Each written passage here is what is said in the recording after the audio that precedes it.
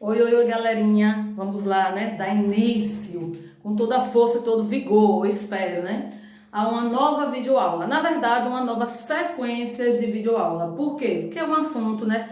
Muito importante, né? De ser estudado. Então, ele requer um pouco mais de cuidados, né? Para que vocês observem cada ponto específico desse assunto. E a aula de hoje, a videoaula de hoje é sobre o populismo no Brasil.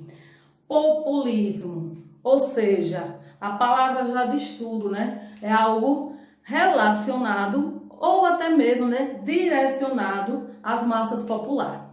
Mas por que se estudar esse período da história do Brasil? Obviamente, para que nós entendamos, né? Tem um entendimento da nossa conjuntura histórica, não só histórica, mas política, nosso período contemporâneo, tudo isso foi fruto desse período aqui. Então vamos lá, né?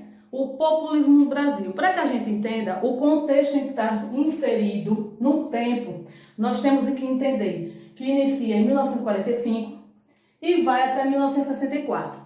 O porquê de 1945? Qual o processo, né? O processo vivenciado nesse período foi o contexto da derrota, né, do Eixo na Segunda Guerra Mundial, que foi esse evento, né, que obviamente ela atinge mundialmente percas, muito conflito, né, muita destruição também. Mas no Brasil, o que é que importa, né? O que ficou de importante nesse inicinho aqui?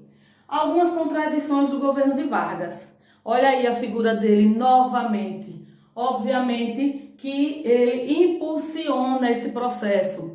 Todo esse processo populista, a gente vai ver um pouquinho aqui, ó, mais à frente. Eu vou explicar o porquê que Vargas, ele é a pessoa que impulsionou, né, esse movimento. Então, quais são as contradições do governo de Vargas? Olhem, observem, né? Primeiro, que Vargas, a gente diz Vargas, né, mas o contexto, a gente vai falar aqui do Brasil, que a luta ao lado dos Estados Unidos contra regimes ditatoriais, né? Ditatoriais, só que no Brasil vivendo regime autoritário, ou seja, um regime implantado, né?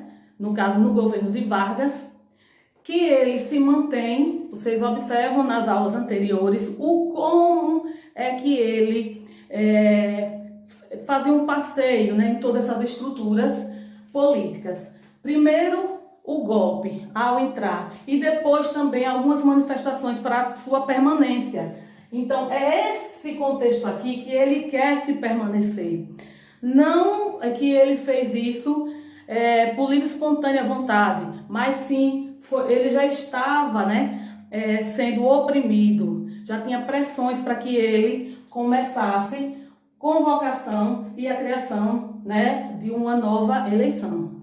Então, qual era o objetivo de Vargas em uma criação de partidos? Na verdade, criação de partidos não, uma concessão, né, de que eles, a partir daí, se formalizasse algumas legendas no Brasil. Mas, na verdade, o intuito de Vargas em se dar um aval, né, em se deixar que acontecesse alguns partidos, foi simplesmente controle que ele queria se manter no poder, obviamente, né? Mas pressionado, ele começa a criação de partido. Primeiro partido importante, o DN, que ele permite, né? Esse partido, o DN, ele fazia oposição, né? Ele era a oposição de Vargas, né? Era uma elite que tinha a oposição. O PTB, já um partido que era de sua influência, partido de operários e sindicalistas, a favor de Vargas, obviamente. O PSB, que é da elite getulista, aquela elite, né, que foi ao longo da história de seu governo sendo privilegiado em algumas ações. Depois o PCB, que é comunista. Aqui é quando começa a entrar o comunismo no Brasil.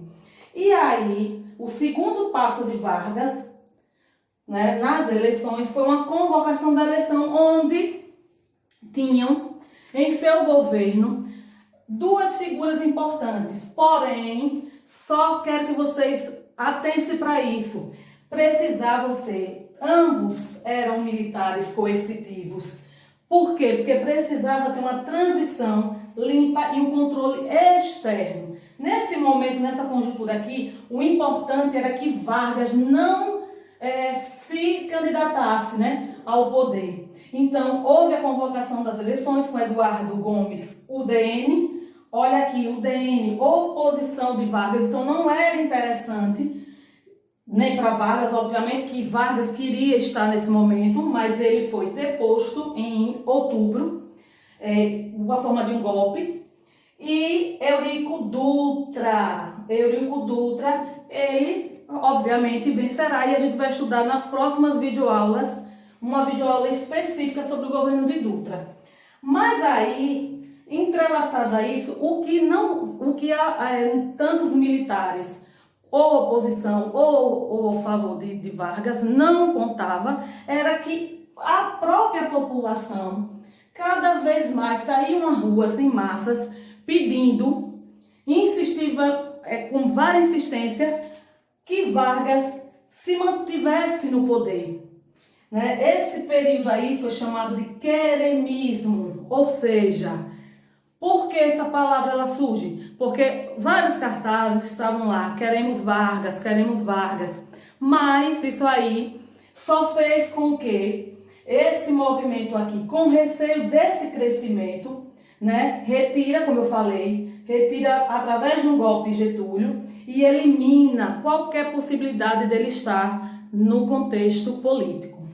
Então vamos lá. O porquê populismo? Eu acho que vocês já observaram a todo tempo, através da minha fala. É uma política baseada na figura de um líder. Isso aqui a gente já traz como herança getulista.